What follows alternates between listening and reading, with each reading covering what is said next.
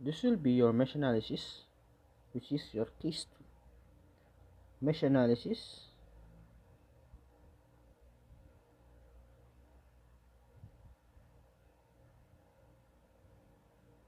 Case 2. When you say case 2 of your mesh analysis, is that there should be the current source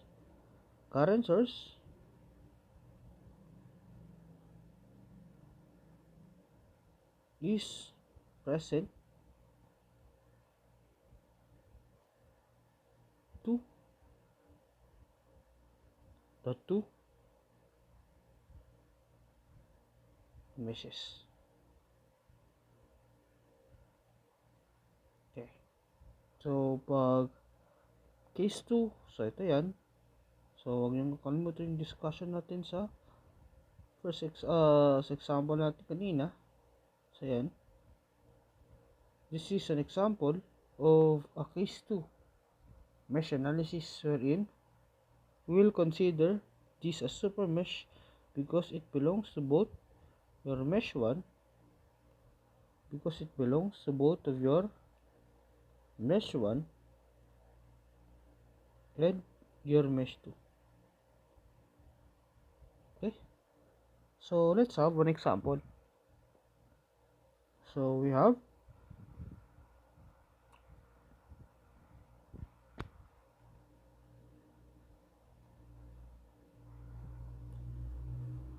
a 4 ohm resistor, your current source, and then your 2 ohm resistor, and then an 8 ohm resistor, 6 ohm resistor, and then 3 ohm resistor, a 1 ohm resistor, and then you have our positive and negative 30 volts voltage source. So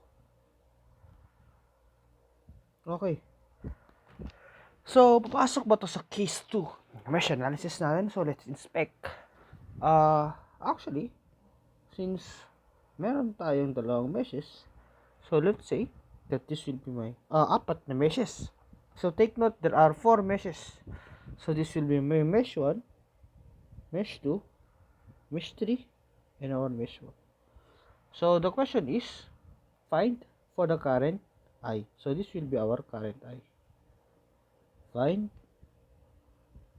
for the current I.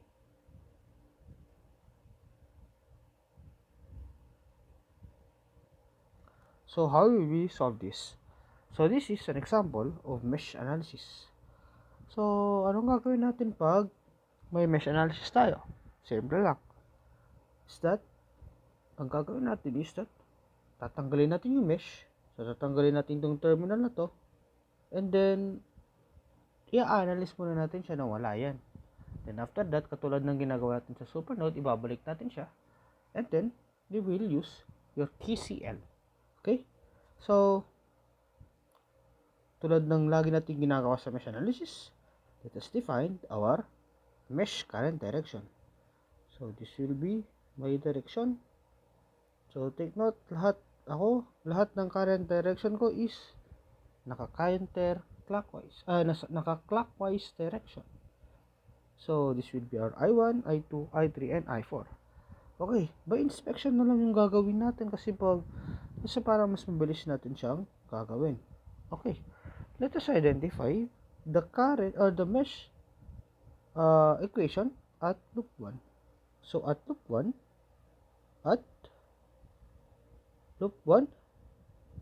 so apply mesh analysis. Yung shortcut natin ang gagawin natin, you may prove it yung mas mahaba by KCL method and KVL. Okay? So by inspection, ano yung mga nakakabit sa loop 1 natin? So we have our 2 ohms and 3 ohms. So therefore I may say that it is equal to your 5i1 minus yung mga resistor na nakakabit sa kabila. So we have our 3 ohm which is affected by I2, so negative 3 I2, and your 2 ohm which is affected by I4, so negative 2 I4 equals 0. So take note, pag ilan yung butas ng meshes mo, yun yung bilang ng equations na gagawin mo. So next is that this will be our equation at mesh 1. Let's say this will be our equation 1. Okay, may nakalimutan tayo, yung voltage natin. So this is the risk. So since naka-clockwise tayo, papasok yan sa negative 30 volts. So negative 30, so plus. So therefore our equation will be 5i minus 3i2 minus 2i4 is equal to our 30 volts. This is our equation 1. So at loop 2, so this will be our loop 2. At loop 2, so we have our mesh equations. So we have what are the resistors that are connected to our loop 2. So we have our 1 ohm, 6 ohm, and 3 ohm. So we have a total of 10 ohm. So we have 10, ano yung current ng 2, so 10i2 minus the currents that are affected by other meshes. So we have minus 3i1 minus our 6i3 equals 0. This will be our second equation. So we have negative 3i1 plus 10i2 minus 6i3 which is equal to 0. This will be our loop 2 equation. Okay. Our next is our super mesh. So ang gagawin natin ngayon is that tatanggalin muna natin yung 4 ampere. So tatanggalin ko muna yung 4 ampere. So taking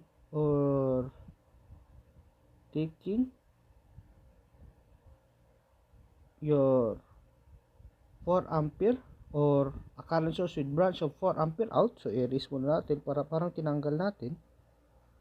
Okay. So tatanggalin muna natin yung 4 amperes. Yan.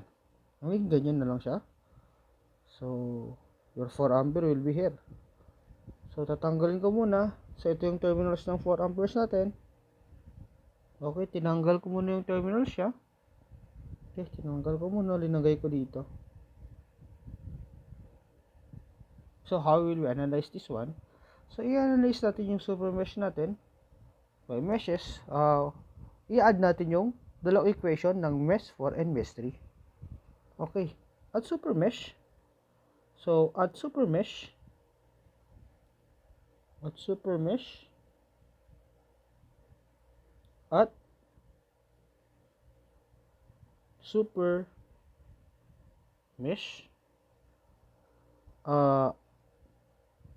loop 4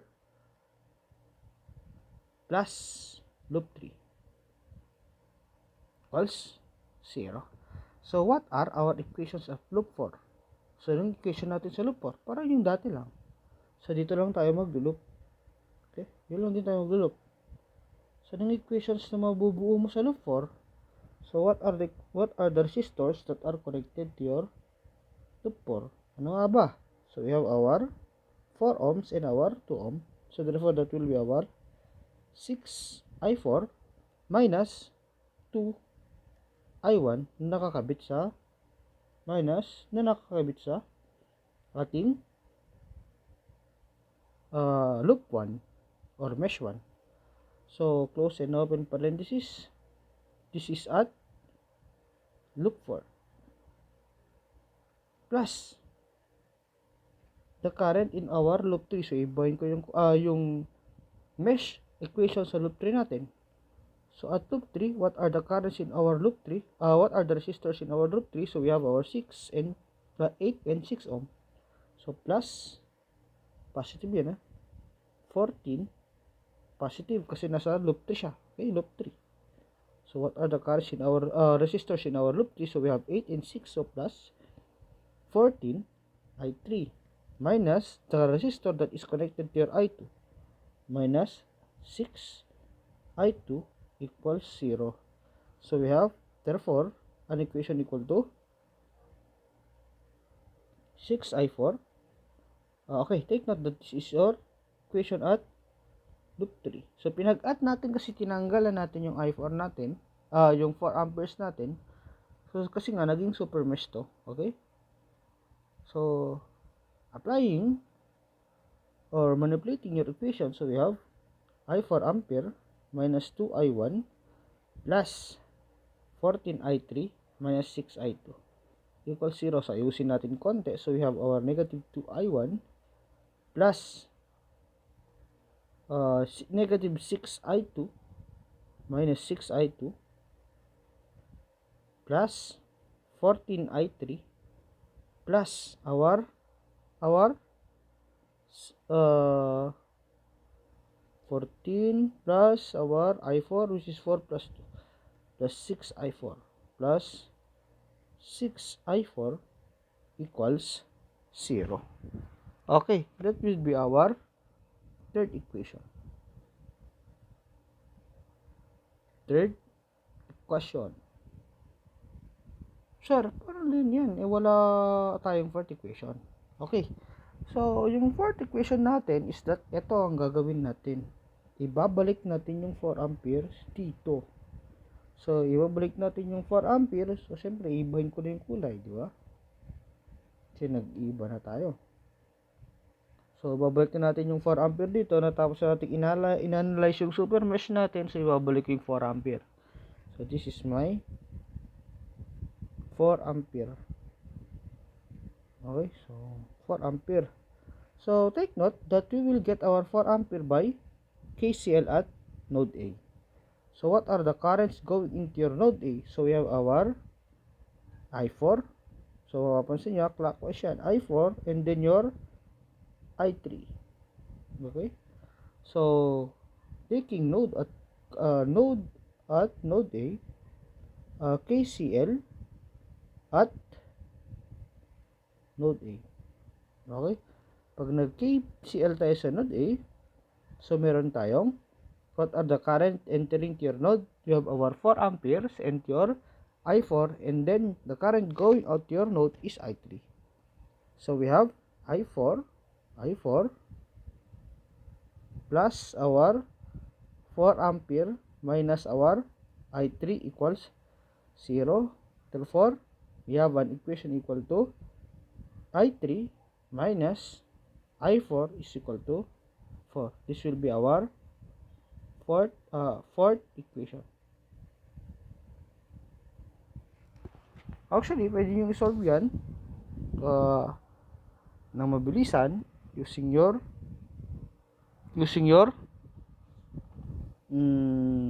tawag ito yung mga basket methods, Chios method. Pero hindi siya pwede ng basket method dyan.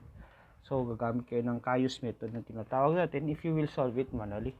But since there is already a calculator, so kakalculator na lang tayo in order to get your I1, I2, and I3, and I4.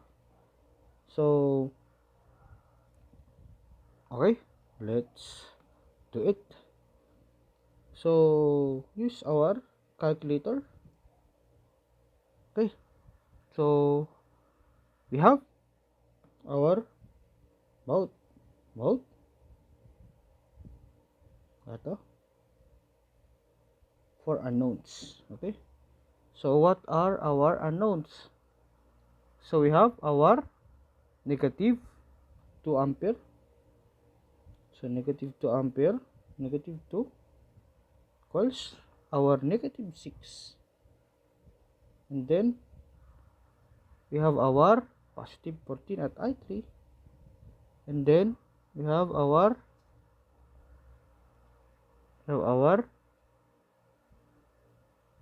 6 I4, 14 I3, and then we have our 6 I4,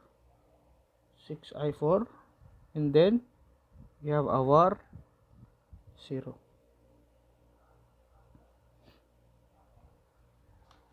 That is the equation at your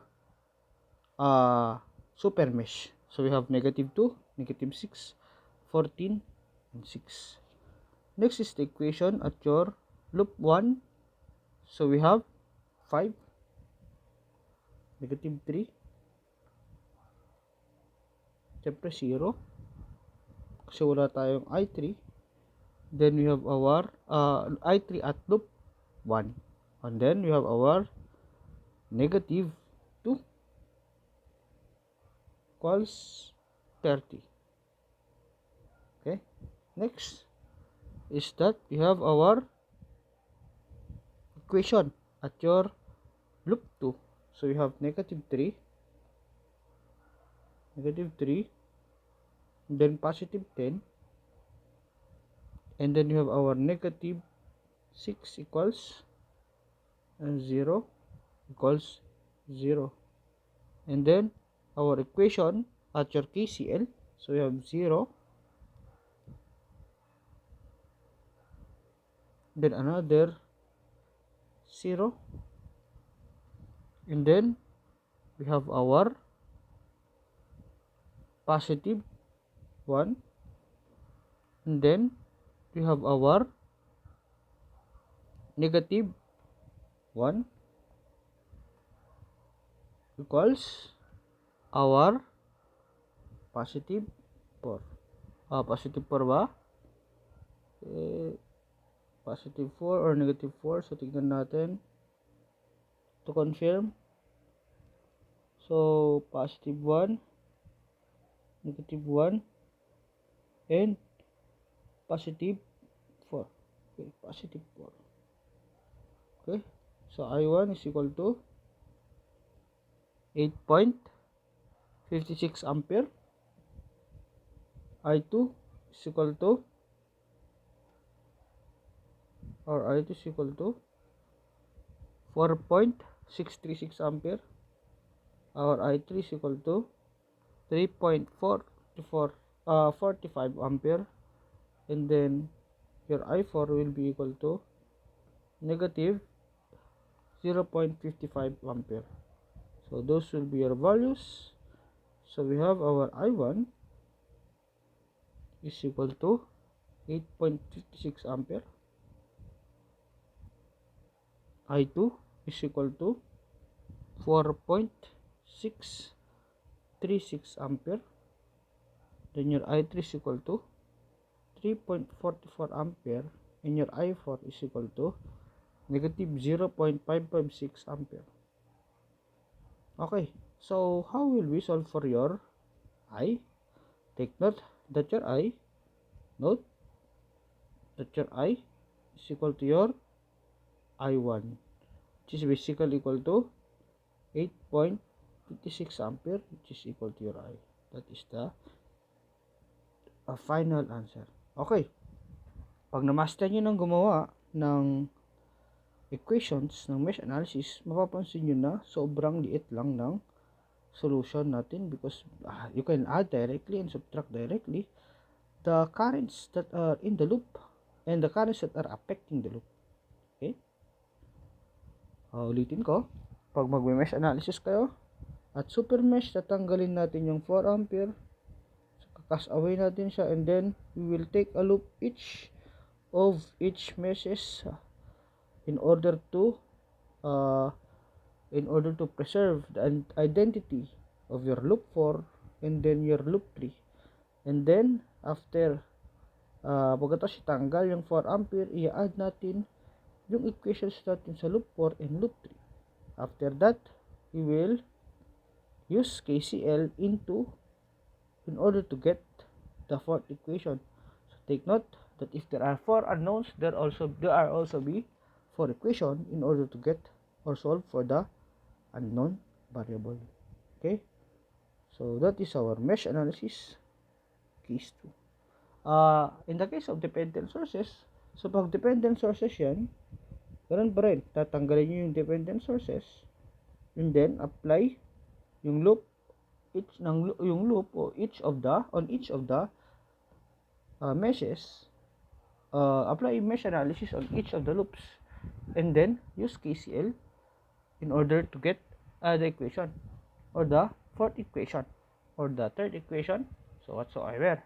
And then if there is a dependent source, actually that dependent source is dependent to a passive element. So therefore, if it is dependent to a passive element, always take note that you should evaluate that one on the base form, or on the mesh currents, which are your I1, I2, I3, and I4. Okay, so thank you.